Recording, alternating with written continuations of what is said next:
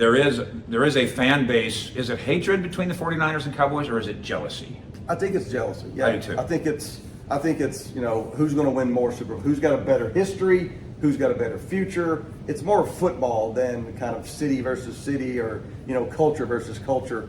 I just remember sitting at Candlestick Park, and remember before the game, we're talking about the one 30 years ago, the NFC Championship at Candlestick Park.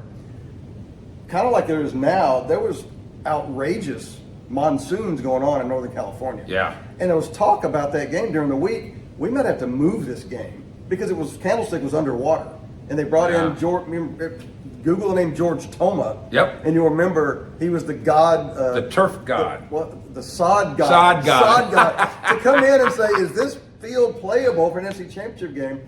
And they laid down a whole new turf, but it kept raining. Yeah. And it was a quagmire. It was a mud. pit It was all mud for that game. And I remember you and I, after the game, the media got to go on the field, and we're watching the game, and you're like, "We're going to the Super Bowl."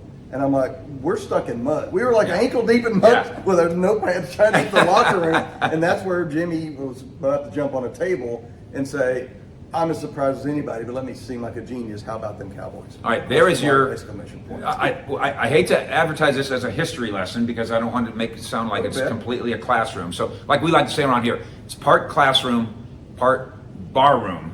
And now we're going to take you to San Francisco, Cowboys at 49ers, Sunday, late afternoon, for a chance to go to the NFC Championship game and then the Super Bowl with Richie Witt, who you can find, by the way, on Twitter at Richie Witt.